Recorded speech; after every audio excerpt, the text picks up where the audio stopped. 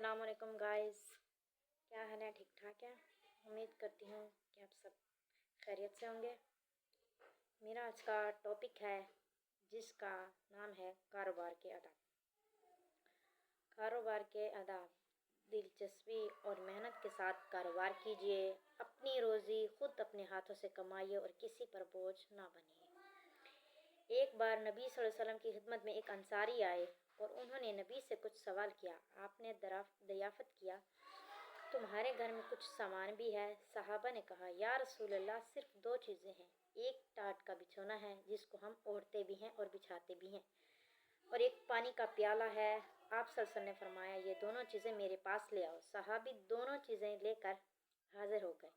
آپ نے وہ دونوں چیزیں 2 درہم میں نیلام کر دی اور دونوں درہم ان کے حوالے کرتے ہوئے فرمایا، جاؤ، 1 درہم میں تم کچھ کھانے پینے کا سامان خرید کر گھر والوں کو دے آؤ، 1 درہم میں کلہاڑی خرید کر لاؤ۔ پھر کلہاڑی میں آپ نے اپنے مبارک ہاتھوں سے دستہ لگایا اور فرمایا، جاؤ، جنگل سے لکڑیاں کاٹ کاٹ کر لاؤ اور بازار میں بیچو۔ 15 دن کے بعد ہمارے پاس آ کر روداد سناتا۔ 15 روز کے بعد جب وہ صحابی حاضر ہوئے تو انہوں نے 10 درہم جمع کر لیے تھے۔ آپ خوش ہوئے اور فرمایا، یہ محنت کی کمائی تمہارے لیے، اس سے کہیں بہتر ہے کہ تم لوگوں سے مانگتے پھرو اور قیامت کے روز تمہارے چہرے پر بھیک مانگنے کا داغ ہو۔ جم کر کاروبار کیجیے اور خوب کمائیے تاکہ آپ لوگوں کے محتاج نہ رہیں۔ نبی صلی اللہ علیہ وسلم سے لوگوں نے ایک بار پوچھا، یا رسول اللہ، سب سے بہتر کمائی کون سی ہے؟ فرمایا، اپنے ہاتھ کی کمائی اور ہر وہ کاروبار جس میں جھوٹ اور خیانت نہ ہو۔ حضرت ابو قلابہ فرماتے تھے، بازار میں جم کر کاروبار کرو، تم دین پر مضبوطی کے ساتھ جم سکو گے اور لوگوں سے بے نیاز ہوگے۔ کاروبار کو فروغ دینے کے لیے ہمیشہ سچائی اختیار کیجیے، جھوٹی قسموں سے سختی کے ساتھ پرہیز کیجیے۔ نبی صلی اللہ علیہ وسلم نے فرمایا، قیامت کے روز خدا تعالیٰ نہ اس شخص سے بات کرے گا، نہ اس کی طرف منہ اٹھا کر دیکھے گا اور نہ اس کو پاک صاف کر کے جنت میں داخل کرے گا، جو جھوٹی قسمیں کھا کھا کر اپنے کاروبار کو فروغ دینے کی کوشش کرتا ہے۔ اور آپ صلی اللہ علیہ وسلم سے یہ بھی فرمایا کہ اپنا مال بیچنے کے لیے کثرت سے جھوٹی قسمیں کھانے سے بچو۔ یہ چیز وقتی طور پر تو فروغ کی معلوم ہوتی ہے، لیکن آخر کار کاروبار میں برکت ختم ہو جاتی ہے۔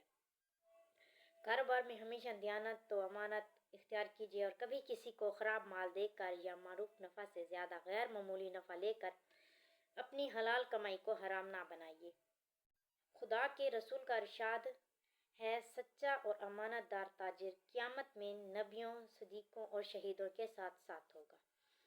خریداروں کو اچھے سے اچھا مال فراہم کرنے کی کوشش کیجیے۔ جس مال پر آپ کو اطمینان نہ ہو وہ ہرگز کسی خریدار کو نہ دیجیے، اور اگر کوئی خریدار آپ سے مشورہ طلب کرے تو اس کو مناسب مشورہ دیجیے۔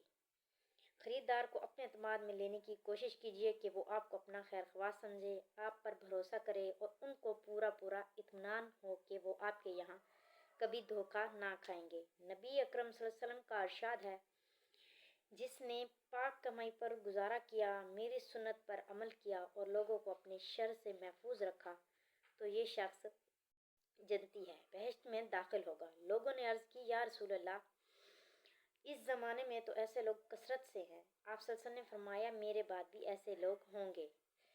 وقت کی پابندی کا پورا خیال رکھیے، وقت پر دکان پہنچ جائیے اور جم کر صبر کے ساتھ بیٹھیے۔ نبی صلی اللہ علیہ وسلم کا ارشاد ہے، رزق کی تلاش اور حلال کمائی کے لیے صبح سویرے ہی چلے جایا کرو، کیونکہ صبح کے کاموں میں برکت اور کشادگی ہوتی ہے۔